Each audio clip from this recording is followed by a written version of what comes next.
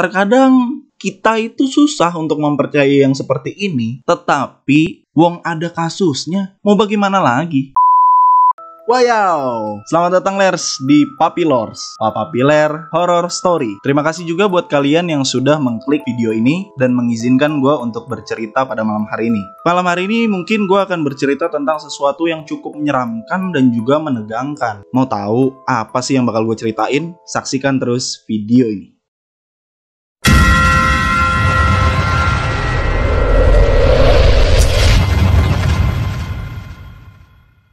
Lers, pernah nggak sih kalian mendengar bukan istilah ya, tapi kayak nama orang Bunian atau bisa disebut suku Bunian?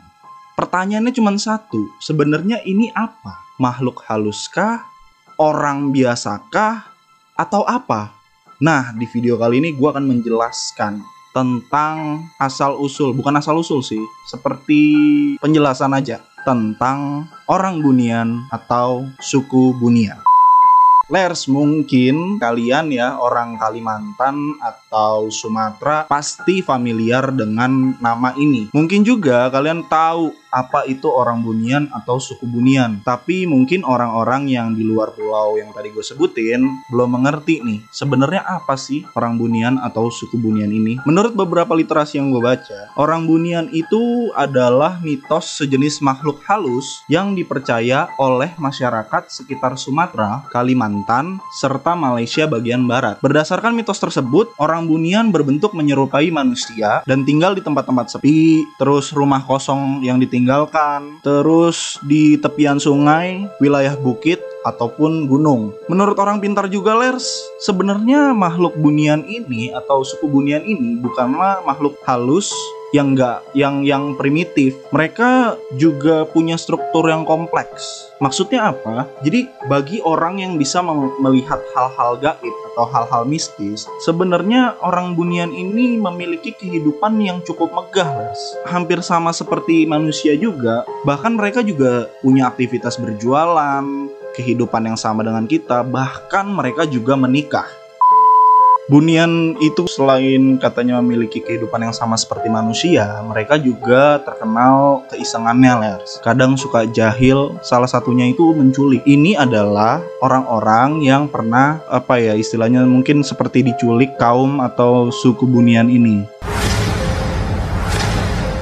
Yang pertama itu korbannya namanya Yuli. Yuli ini berumur 38 tahun dari Desa Pengambil, Kabupaten Lingga, Kepulauan Riau. Jadi ceritanya seperti ini. Waktu itu si Yuli masuk ke hutan, tetapi warga tidak tahu sebenarnya waktu itu dia mau ngapain di hutan itu.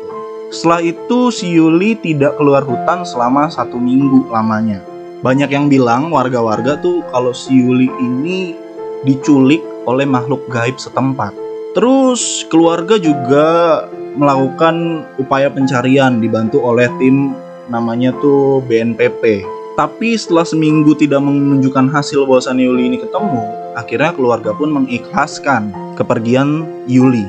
Saat itu masyarakat mempercayai bahwasannya Yuli ini diculik oleh makhluk Bunian. Tetapi menurut Kepala Siop dan Siaga BNPP kelas A Tanjung Pinang, yaitu Pak Eko Suprianto, mengatakan gini, Yuli mungkin tersesat di hutan dan tidak menemukan jalan pulang. Hutan di Kabupaten Lingga cukup luas dan masih asri, serta belum ada yang berhasil menembus hutan ini, kata Pak Eko. Yang anehnya, Lers, seminggu kemudian si Yuli ini balik ke rumah dengan kondisi linglung dan seperti orang yang berbeda saat ia sebelum masuk hutan gitu. Kita tarik lagi agak jauh, di tahun 2015 juga pernah peristiwa ini dialami oleh seorang pegawai honorer pemerintah Indragiri Hulu bernama Asharudin. Asharudin atau yang disebut biasa dipanggil dengan Pak Ciatan tidak berkabar selama beberapa jam gitu ya ke keluarganya gitu. Terus pada pukul 11 malam Pak Asharudin ini masuk ke areal hutan belukar Desa Sungai Baung, Renggat Barat, Riau. Sebelum ditemukan warga, si Pak Asharudin ini keluar dari hutan itu gemetar dan kelaparan. Bahkan dia juga sempat minta makanan sama rumah makan yang dia temuin di hutan terdekat. Pak Asharudin ini menjelaskan, setelah dia bisa ditanya, dia menjelaskan bahwasannya dia dibawa ke dalam suatu kerajaan yang banyak pengawalnya, Lers. Dan katanya bangunannya itu super megah, padahal dia nggak tahu sebelumnya itu ada bangunan dan kerajaan itu di tengah hutan itu. Akhirnya waktu itu si Pak Asharudin ini ditanya lah sama orang yang membawa dia ke dalam kerajaan ini. Orang yang membawa ini meminta Pak Asharudin untuk diam di tempat itu, tinggal gitulah, intinya seperti itu. Tapi Pak Asharudin tidak mau. Akhirnya dia bisa pulang dan keluar dari kerajaan itu dengan selamat. Tapi kondisinya sama, Lers, linglung dan ya bingung lah, seperti itu. Terus ada lagi nih kisah dari Malaysia, malah negara tetangga kita. Namanya itu Siti Balkis Muhammad Nur, umurnya 22 tahun. Dia mengaku bahwasannya dia itu disembunyikan oleh makhluk bunian ini. Pertamanya, si Balkis ini jalan sambil tidur, kemudian menghilang selama beberapa jam. Dan ternyata dia menuju sebuah kuburan. Setelah itu ia kembali menghilang dan anggota keluarganya mengatakan jika ia diculik oleh sekelompok bunian di Gunung Jerai, Kampung Gong, Nangka di Apal, Malaysia. Itu jaraknya 300 km dari rumahnya, Lers. Gila, jauh banget. Keluarganya kemudian melaporkan laporan orang hilang ke kantor polisi setempat. Setelah berusaha mencarinya dan ternyata tak ditemukan, paman dari Putri Balkis ini namanya Derawai Said, umurnya 43 tahun. Dia nerima SMS bahwasannya si Putri Balkis ini berada di atas puncak gunung dan dijaga oleh dua makhluk halus yang disebut sebagai Putri Maisrah dan Putri Masturah. Keduanya merupakan putri dari kalangan makhluk halus di kawasan itu. Menurut beberapa literasi yang gue baca, Gunung Jerai tempat si Putri Balkis ini disembunyikan merupakan kawasan yang dikeramatkan warga karena dulunya merupakan titik navigasi Pelaut India Selatan sekitar 1500 tahun yang lalu. Gunung ini juga biasa disebut sebagai Kedah Peak dan bisa dilihat dari Pulau Penang. Nah, ini kan jauh banget ya, kayak 300 km dari rumah. Terkadang kita itu susah untuk mempercayai yang seperti ini, tetapi wong ada kasusnya, mau bagaimana lagi? Nah, Lers, selain makhluk bunian ini dikenal sebagai makhluk yang jahil dan suka iseng, ternyata makhluk bunian ini juga kerap dikenal sebagai makhluk yang suka membantu manusia. Contohnya, saat waktu itu di Kalimantan ada perang tragedi Sambas tahun 1999. Bagi kalian yang ingin tahu apa sih perang tragedi Sambas, kalian cari tahu sendiri deh, soalnya ini agak sensitif. Nah, menurut para orang-orang yang tinggal di Kalimantan itu, mereka melihat bahwasannya bunian juga membantu mereka saat perang itu terjadi. Hal ini dilakukan menurut kata tetua-tetua adat di situ. Si bunian ini merasa bahwasannya mereka bertanggung jawab atas tanah yang ia tempati. Coba aja lo bayangin, makhluk halus aja bertanggung jawab atas tanah yang dia tempati. Masa kita sebagai orang Indonesia nggak mau sih cinta dengan tanah air? Jadi cinta dengan tanah air, jangan buang sampah sembarangan. Oke? I love you Indonesia. Nah, selain itu juga di 2015 saat terjadi kebakaran hutan di Riau. Nah, ini ceritanya agak kompleks nih, karena waktu itu tim daripada unit damkar menurunkan 11 personil atau 11 damkar lah, intinya seperti itu. Waktu itu 11 orang itu terdiri dari 5 anggota BPBD dan 6 Satpol PP, karena dilansir bahwasannya ini ada 2 titik kebakaran saja, makanya diputus cuma 11 orang. Tapi menurut Pak Ketua BPBD Inhil Sugito, ada salah satu anggotanya itu yang bernama Rahmat Hasan. Nah, Pak Rahmat Hasan ini kebetulan memiliki sixth sense atau indera keenam, jadi bisa melihat gitu-gitulah intinya. Nah, Pak Rahmat Hasan ini mengaku atau ngomong sama ketuanya ini, kepala BPBD-nya ini, bahwasannya dia melihat ada warga berbondong-bondong datang untuk membantu. Tetapi warganya ini hanya bisa dilihat oleh Pak Rahmat Hasan karena anggota lain tidak melihat. Tapi yang aneh, kejadian atau proses pemadaman ini cukup berjalan dengan cepat. Nah, ini kita nggak tahu sih sebenarnya bener atau enggak, tapi mau percaya atau gimana, udah ada buktinya kok.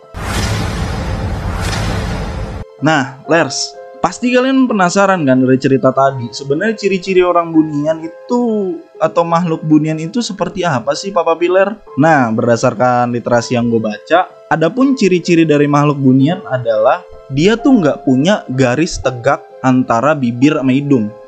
Ini nih, gue nggak tahu nih namanya apa nih.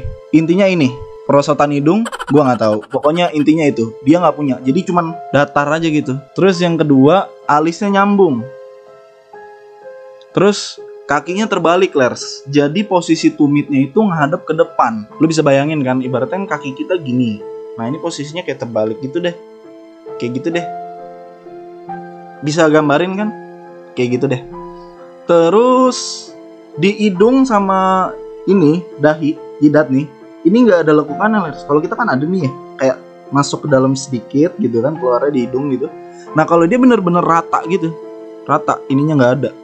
Terus yang terakhir, katanya sih orang bunian ini tuh agak pendek atau agak kerdil. Jadi lo bisa bayangin deh betapa seremnya makhluk ini gitu ya.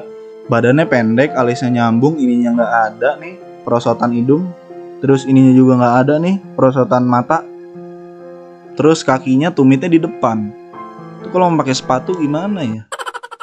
Nah, menurut legenda Minangkabau juga mengatakan bahwasannya orang bunian ini merupakan makhluk yang diutus untuk menjaga Bukit Barisan atau hutan Sumatera. Tapi sebenarnya banyak orang yang bilang ini tuh sama kayak kita, tapi sebenarnya mereka tuh makhluk halus. Nah, ini misteri nih. Tapi tolong jangan komentarin, Papa Pilar, cari dong orang bunian. Jangan. Gue juga takut. Pokoknya jangan ya.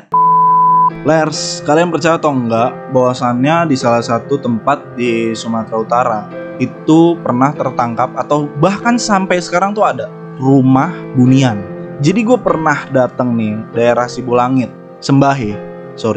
Di daerah Sembahe, gue pernah datang ke salah satu tempat di tengah hutan. Itu bentuknya segitiga, Lers. Segitiga kayak piramid, percis kayak piramid. Terus tengahnya itu ada lubang kotak. Nah di dalamnya itu mungkin agak pendek ya, Lers. Mungkin dalamnya tuh sekitar 1 sampai bukan 1 ya. Mungkin 30 sentian lah. Itu kan cukup pendek ya. Menurut tour guide yang ada di situ ngomong gitu, ini tuh rumah bunian. Tapi kalau misalkan tuh rumah udah kelihatan, artinya buniannya udah nggak di situ. Ini tuh salah satu yang pernah gue lihat di depan mata gue sendiri. Sebenarnya kan seperti yang gue bilang, kadang seperti ini tuh belum bisa dipercayai atau belum bisa berarti diandalkan lah sumber-sumber beritanya. Tetapi memang sudah ada kenyataannya bahwasannya ini sudah dipercayai oleh masyarakat kita sejak zaman dahulu kala. Intinya, apapun yang kita lakukan ketika kita mau menghargai dan mencintai sesama, pasti sesuatunya itu akan balik kepada kita. Nah, Lers, buat kalian masyarakat Sumatera, Kalimantan, sekitar Malaysia, dan lain-lain seluruh Indonesia ini, kalau kalian tahu tentang bunian atau makhluk bunian ini, silahkan tulis di kolom komentar yang sebanyak-banyaknya. Nah, Lers, itu tadi hal-hal atau sejarah atau gimana yang ngomongnya, asal-usul, bukan juga, sedikit penjelasan mengenai makhluk halus bernama bunian. Ya, kalian boleh percaya atau enggak dengan apa yang ada di video ini, itu terserah kalian. Tapi satu hal yang selalu gue tekankan, apapun yang ada negatif dalam video ini, kalian buang jauh-jauh deh, Lers. Tapi kalau yang positifnya, kalian ambil sebanyak-banyaknya, terserah mau sebanyak apa. Intinya, ketika kita mencintai lingkungan dan kita mencintai alam, alam itu pun akan balik mencintai kita. Jadi, jagalah kebersihan dan stop buang sampah sembarangan. Terima kasih banyak, Lers, sudah mengizinkan gue bercerita pada malam hari ini. Kurang lebihnya mohon maaf. Gue Papa Pilar pamit. Semesta memberkati. Cheers, mate.